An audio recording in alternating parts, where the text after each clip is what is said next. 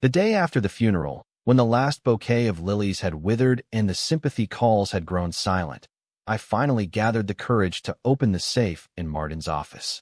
The room smelled faintly of his cologne, that sharp cedar scent that had clung to his suits and pillows, and for a moment I almost turned back, afraid of what I might find. My hands trembled as I pressed the familiar sequence of numbers, our wedding date, and the lock clicked open with an unnerving ease.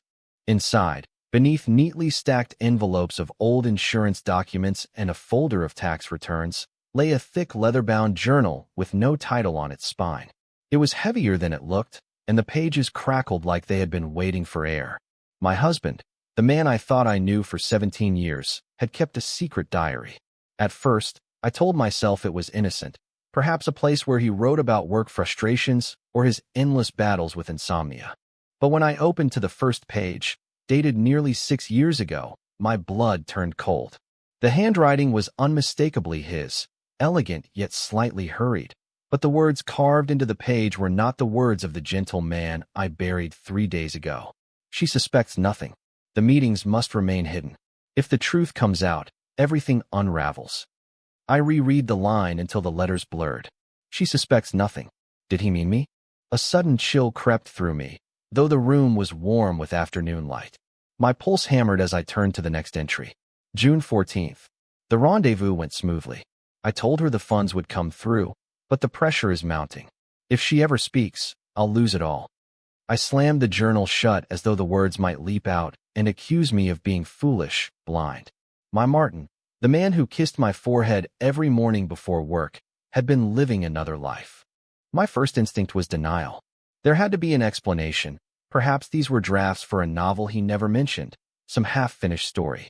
But as I turned page after page, the entries piled up with dates, places, and coded references to meetings at hotels I had never heard of, women described only by initials, and transactions involving sums of money I couldn't comprehend. By the 10th page, I realized this wasn't fiction. This was my husband's truth. Every line was soaked in secrecy, and every detail hinted at a double life meticulously hidden from me.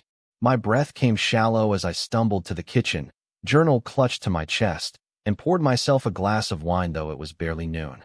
I stared at the glass, remembering how Martin had always insisted we open a bottle only on Fridays, his small attempts at discipline. But the rules felt meaningless now, shreds of a life already dismantled. I took a long swallow, burning my throat, then returned to the journal, unable to stop. The entries grew darker. He wrote of arguments with someone he called only A, filled with threats and warnings. He wrote of debts and promises, of late-night phone calls where he swore he was at the office. And then, a sentence that froze me entirely. If I disappear, it will not be an accident. She must never know. My heart slammed against my ribs. Who was she? Me, his wife? Or someone else entirely? Tears blurred the page, and I hated myself for crying over a man who had clearly built a fortress of lies around our marriage. But grief and betrayal twisted together, inseparable, and I felt both the ache of loss and the sting of humiliation. For hours I sat there, flipping through his secrets, feeling like a trespasser in my own life. Every word rewrote the last 17 years of our marriage. The late nights, the sudden trips, the evasive answers, they were no longer small annoyances but flashing red signs I had chosen to ignore. By evening, I had read half the journal, and my body felt leaden with exhaustion. I closed the book, staring at the dark leather cover, and whispered aloud to the empty house. "Who were you, Martin?" The silence answered me. Later that night, as the house creaked and settled in the autumn wind, I found myself clutching the journal in bed like a talisman. I wanted to throw it into the fire, to erase every word that was poisoning my memory of him, but I couldn't. It was the only part of him left that felt alive. That was when I noticed the last entry, written just a week before his accident. The ink looked rushed, smeared in places, as if written in haste. I think they're following me. If anything happens, the journal must be hidden. She can't know the whole truth, not yet. My breath caught in my throat. He hadn't hidden it well enough. I had found it, and now, every instinct screamed that his death was not the quiet heart attack the doctors claimed. He had been afraid, he had been hunted, and now I was holding the very thing he tried to protect me from. As the clock struck midnight, I realized the choice before me. I could lock the journal back in the safe, pretend I had never found it, and live with the version of Martin the world believed in. Or I could follow the trail he left, unravel the lies, and perhaps discover that my husband's death was murder. My hands trembled, my heart racing with a mixture of dread and determination, and I whispered into the darkness, "I have to know." And that was the moment I understood that opening the journal had not just shattered my grief. It had begun something else entirely, something dangerous. The morning after discovering the journal, I sat at the kitchen table with the leather-bound weight staring back at me, as though daring me to open it again. My hands wrapped tightly around a mug of coffee gone cold, but my mind burned with restless questions. Martin's death had been labeled sudden cardiac arrest, no foul play suspected, the kind of tragic story that drew sympathetic nods but no deeper inquiry. Yet after reading his words, I could no longer accept that explanation. He had been afraid. He had been hiding something, someone. My phone buzzed with a message from Claire, my closest friend, reminding me of the memorial service scheduled for next week. Her words were gentle, supportive, but all I felt was suspicion. Did she know something? Had anyone in our circle glimpsed the shadow life he was living? My throat tightened as paranoia seeped in, and I quickly shoved the journal back into the safe, though leaving it there felt like locking a wolf in a cage inside my own house. I told myself I'd forget it for a while, but my mind refused to let go. That evening, unable to bear the silence, I opened the book again. The entries began to form a pattern, names reduced to initials, dates and locations, fragments of conversations scribbled in haste. I grabbed a notebook and began copying them, desperate to untangle the threads. A. Insists on discretion. Meeting at Halstead Hotel. Funds wired. The notes pointed toward a network of secrets, but none gave me clarity. And then, on one page, I saw a familiar name written in full, Robert Halston. The blood drained from my face. Robert was Martin's business partner, the man who delivered the eulogy with tears streaming down his cheeks, swearing that Martin had been his brother in all but blood. I stared at the name, while rising in my throat. If Robert was involved, then the grief I had seen on his face was either a masterful performance or something far darker. The next day, I visited Robert under the pretense of discussing Martin's estate. His office was a glass box overlooking the city, polished and impersonal, much like the man himself. He welcomed me warmly, offered condolences again, his hand lingering too long on mine. "You shouldn't trouble yourself with financial details," he said with a smile that felt rehearsed. "Martin kept everything in order. I'll make sure of that." I nodded, feigning gratitude, but my mind was screaming. When I mentioned Martin's journal casually, watching his reaction closely, his face twitched, the smile faltering for just a second before he quickly recovered. "A journal?" he repeated, voice smooth again. Martin wasn't the type, but I had seen the flicker in his eyes, the tightening of his jaw. He knew. That night, I returned home with my heart pounding, certain now that Martin's death was not natural. Yet with certainty came danger. I began to notice small things. A car parked across the street for hours, the sound of footsteps when I walked to the store at night, the feeling of being watched even in my own house. Fear crept into every corner of my life.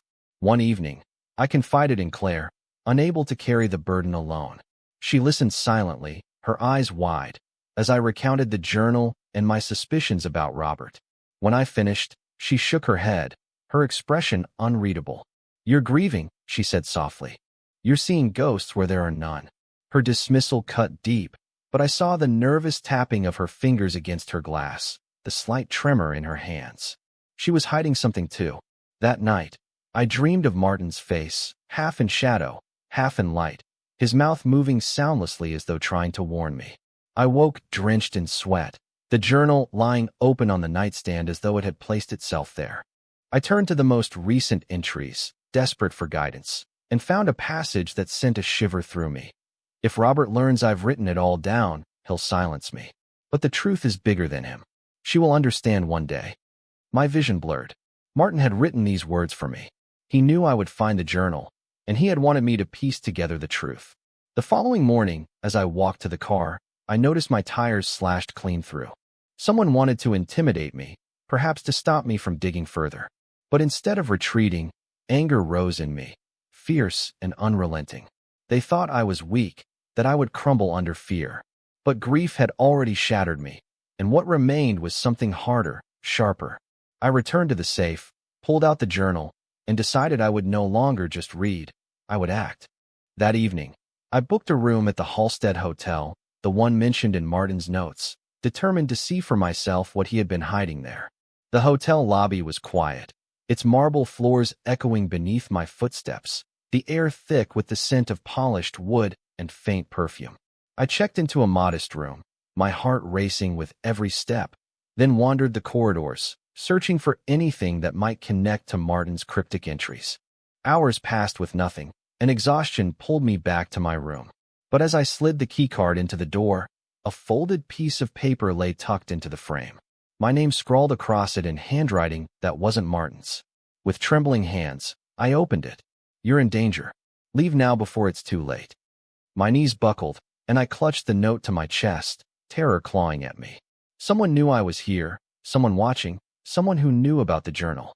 And in that moment, standing in the silent corridor of the Halstead Hotel, I understood the truth I had been resisting. I was not only uncovering Martin's secrets, I was stepping into the very world that had destroyed him.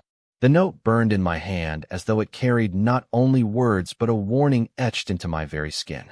I stumbled back into the room, bolted the door, and pressed my ear to the silence, listening for footsteps. None came. Still, the air felt alive, charged with a presence just beyond sight. Sleep was impossible. I sat on the edge of the bed until dawn, clutching Martin's journal like a lifeline. At sunrise, I left the hotel, though my steps faltered with every shadow that passed too close. Back at home, I read the journal again, desperate for guidance. And there it was, as if Martin had foreseen my discovery. "If you find this, trust no one, not even the ones closest to you. But if she comes to you, listen." She.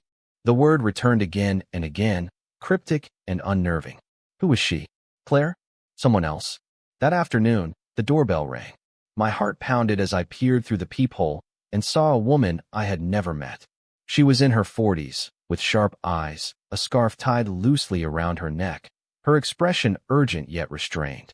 I hesitated, every instinct screaming against opening the door, but curiosity overpowered fear. "Are you Eleanor?"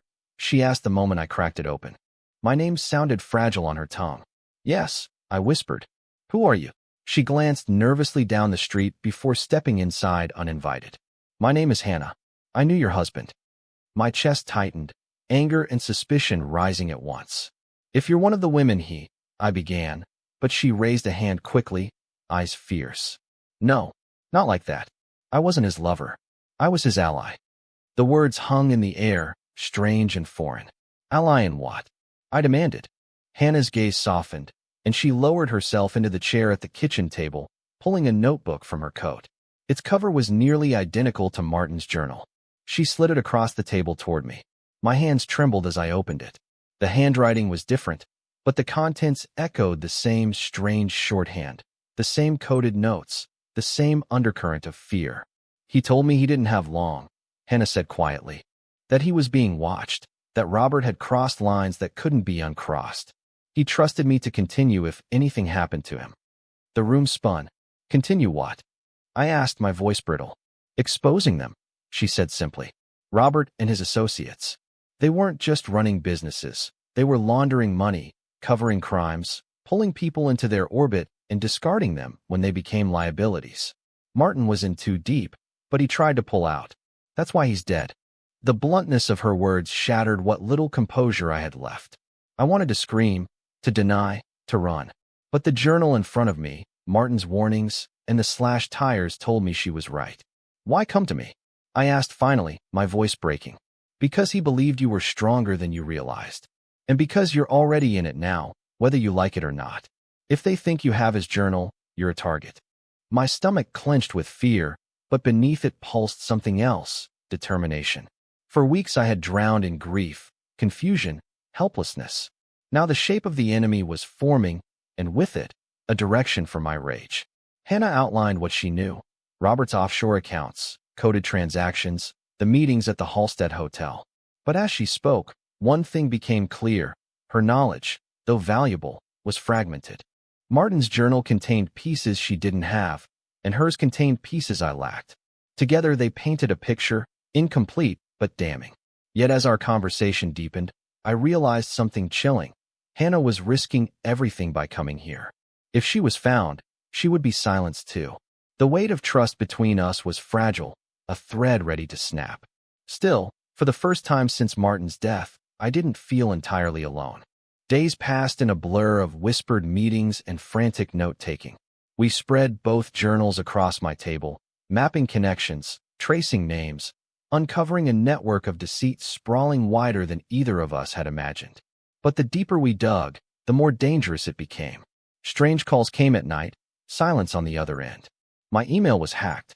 Once, while leaving Hannah's apartment, I spotted a man in a black coat standing across the street, his gaze fixed on us before he melted into the crowd. The paranoia grew unbearable, but alongside it came resolve. I had lost Martin. I refused to lose myself. Then came the turning point. While reviewing Martin's final entries, Hannah noticed something I had overlooked. A sequence of numbers scrawled in the margins, repeated several times. At first they seemed random, but Hannah's eyes widened. "Coordinates," she whispered. We checked, and indeed they pointed to a storage facility just outside the city. My heart raced as we drove there together, fear gnawing at me with every mile. The facility was unremarkable, rows of identical units stretching into silence. Martin had rented one under a false name, something only Hannah's contacts confirmed. The manager, bribed with more cash than I wanted to know, unlocked the unit for us. Inside was a small metal trunk, heavy and locked with a code. Martin's numbers opened it. My breath caught as the lid lifted. Inside were stacks of documents, photographs, flash drives. All evidence, painstakingly gathered, detailing Robert's empire of corruption. Names of officials, banks, dates, signatures. Enough to ruin him, enough to topple everything. Tears stung my eyes as I realized what Martin had died for. He hadn't been living a double life for betrayal. He had been trying to protect me from the storm he walked into, trying to bring down something monstrous. But the triumph was short-lived. As Hannah and I loaded the trunk into her car, headlights flooded the storage aisle. A black SUV rolled to a stop, doors flinging open, figures stepping out with grim purpose. Panic seized me. We had been found. Hannah cursed under her breath, shoving the trunk into the back seat. "Get in," she shouted. We peeled out of the lot with screeching tires, the SUV giving chase, metal and shadows crashing together under the night sky. My hands clutched the seat, heart hammering as gunshots cracked behind us, bullets sparking off pavement. The evidence sat heavy in the trunk, a treasure and a curse, and I realized that Martin had been right all along. His death had been no accident. And now, with Hannah at my side and the proof in our hands, we were marked for the same fate. The road ahead blurred into streaks of light and shadow as Hannah swerved onto the highway, the SUV still hard on our trail. My nails dug into the dashboard, knuckles white, each gunshot slicing the air behind us like a promise of death. The trunk rattled with every turn, the weight of Martin's evidence pressing down like an anchor. "They won't stop," I whispered, voice trembling. Hannah's jaw was clenched, her eyes fierce. "Then we don't stop either." She veered sharply onto an exit ramp, tires shrieking against asphalt. The SUV followed, relentless. A collision felt inevitable until Hannah swung the car into a narrow alley, cut the lights, and skidded to a halt. We held our breath as the black vehicle roared past, its taillights vanishing into the night. For a moment, silence reigned. I let out a shuddering breath, relief mingling with terror. But Hannah didn't relax. "They'll circle back. We need to disappear."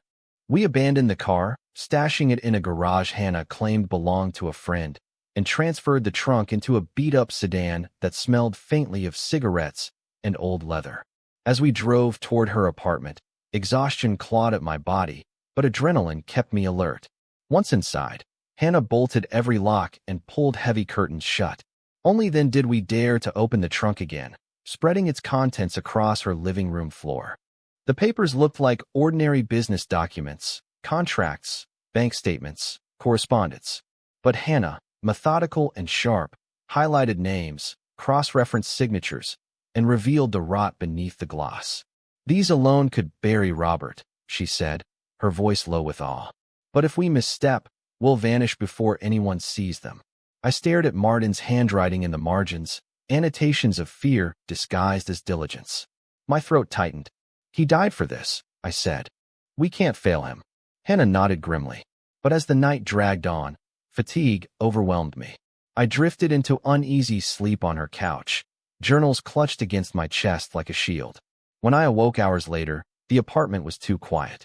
I stumbled into the kitchen, calling for Hannah, but there was no answer. Her phone lay on the counter, screen cracked, abandoned. The pit in my stomach deepened. I checked the locks. The door was closed but not bolted. Panic surged through me as I searched every room. Hannah was gone. My only ally, vanished without explanation. Had she been taken? Betrayed me? Or had she run, deciding the fight was too dangerous? I sank to the floor, paralyzed by fear and despair. Alone again.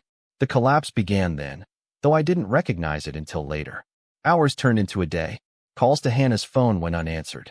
The evidence trunk sat in the corner like a silent predator, daring me to act, suffocating me with the weight of decisions I was too weak to make. I avoided windows, jumped at every sound. Sleep abandoned me entirely, leaving me drifting in a haze of paranoia and grief. Memories of Martin haunted me, not as comfort, but as torment. His laugh, his touch, the way he once whispered promises into my hair, all twisted into reminders of what had been stolen. Worse, shadows of doubt crept in. Had Hannah truly been an ally, or had I been deceived yet again? Perhaps the trunk held not salvation, but a trap, bait to lure me into Robert's grasp. My mind unraveled thread by thread, leaving me raw, trembling, fractured.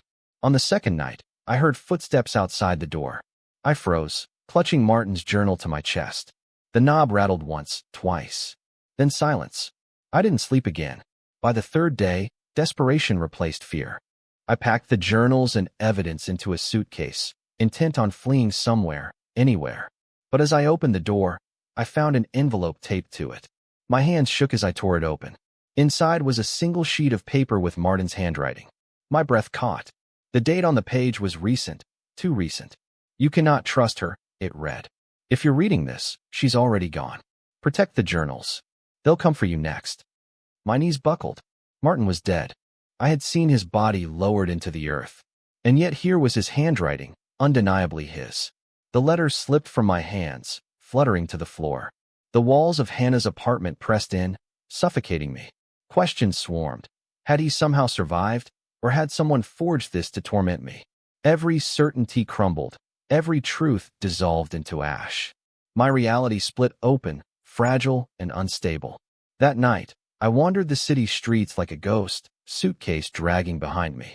Faces blurred past, each one a potential enemy. I half expected Robert himself to step out of the shadows and end it. But he didn't. Instead, the true collapse came in the most ordinary of places. I stopped at a payphone, an antiquated relic, but safer than my own compromised phone, and dialed my sister's number, craving a voice that still belonged to my old life. She answered, warmth in her tone, but when I told her I needed help, her voice shifted. Ellie, she whispered, don't call me again. They're listening. They already asked me about you. The line went dead. My last tether to family, cut. Alone. Hunted. Betrayed. The suitcase felt heavier than my body could bear. I staggered into an alley, sank against a wall, and wept. For Martin, for Hannah, for myself. The fight seemed impossible. The enemy was too powerful, the truth too dangerous. And still, inside me, a flicker of defiance burned. If they wanted me to break, they would have to kill me. But as I wiped my tears, a cold realization crept in. I no longer knew who they were. Robert, Hannah, Martin, everyone blurred into shadows of betrayal. The collapse was complete. All I had left was the suitcase, the journals, and a decision that would either damn me or deliver me. The rain was relentless, drumming against the cracked windshield of the borrowed sedan as I drove through the city's veins, each streetlight a blur in my tunnel vision. My body trembled with exhaustion, but my mind was a storm of resolve. The suitcase sat in the passenger seat, journals spilling from its half-broken zipper like veins of truth begging to bleed out. I couldn't hide anymore. The collapse had stripped me bare, alone, betrayed, unmoored, but it had also burned away fear. If this ended in fire, then so be it.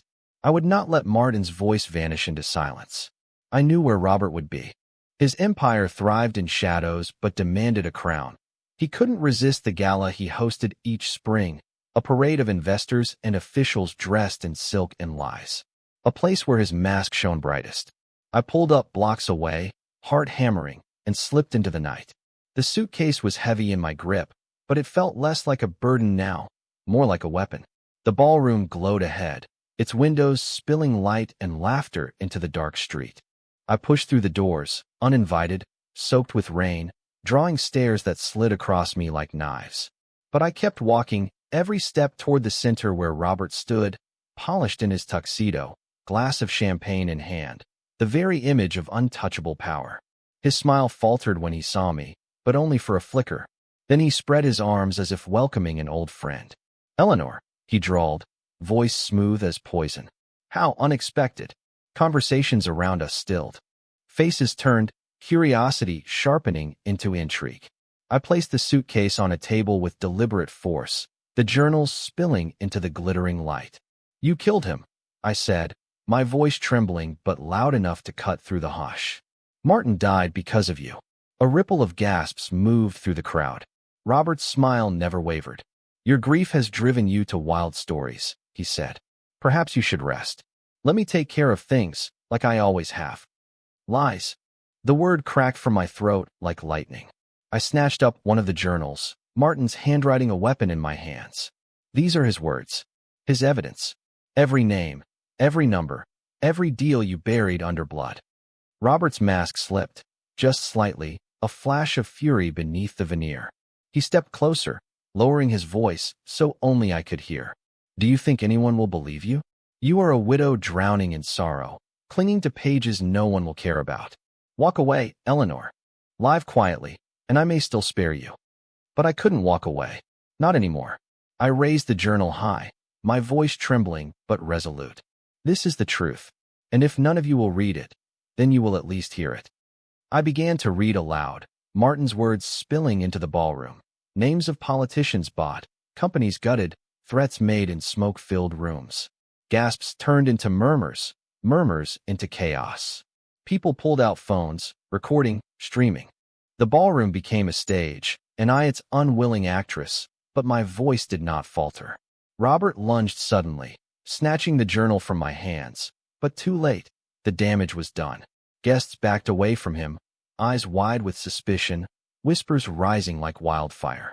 He turned to me, fury unmasked now, and hissed, "You've killed yourself."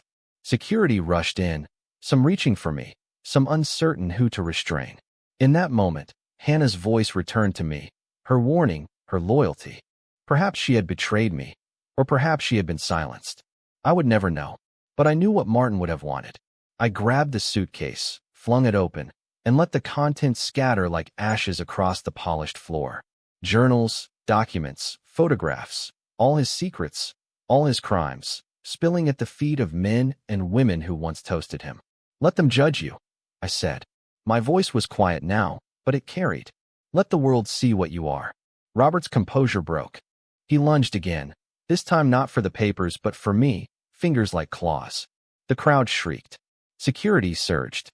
And then, I don't know who fired first, or if it was even meant for me, but the crack of a gunshot split the air. Pain seared my side, white hot, stealing my breath. I collapsed, vision blurring, the ceiling spinning above me. Voices clamored, shouts echoed, but all I could see was Robert's face, twisted with rage and fear as more hands seized him, dragging him away. His empire crumbled in that instant, his control shattered not by power, but by words, by truth. Blood pooled warm beneath me. The journals, scattered like fallen leaves, blurred in my fading sight. Martin's handwriting glowed in my memory, his voice whispering from the page, "Don't let them win." I smiled through the agony, not because I had triumphed, but because I had chosen. I had spoken, and even if my voice ended here, it would echo in every page, every witness, every recording in that room.